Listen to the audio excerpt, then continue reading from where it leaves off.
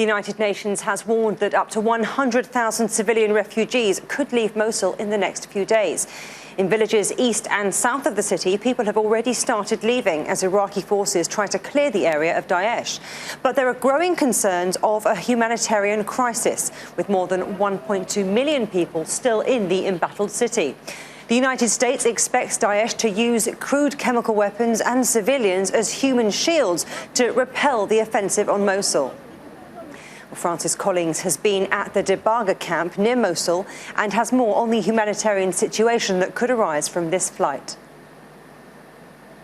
Campaign to retake Mosul, there were reports and concerns that refugees could be on the move. The UNHCR was warning of anything up to 1 million people potentially leaving the city, and this would of course mean an enormous humanitarian crisis. The latest reports we have is that some 5,000 people have been on the move. Aid agencies have said that they've reached the Al-Hol camp, which is on the Syrian-Iraqi border, with another 1,000 on the Iraqi side of the border waiting to cross. And if you can imagine the desperation of these people if they want to go to Syria to achieve some form of safety. But these are people generally, we say, or we understand, that have been on the move since before this conflict began, that they knew it was coming. They decided just to get out of the area, and we're talking about the areas immediately in and around Mosul.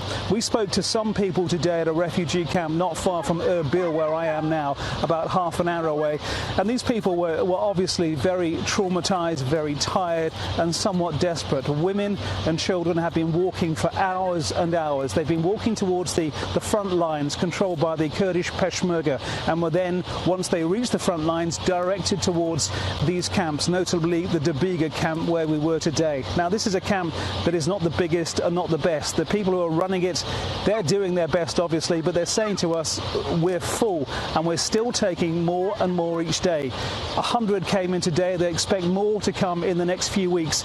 If the predictions by the UNHCR, the warnings of something like 1 million people heading out into the countryside start to come true, then this area, this part of Iraq, is going to see a humanitarian crisis. It all depends on the campaign, it depends how it goes, and it depends if people can or are willing to leave Mosul.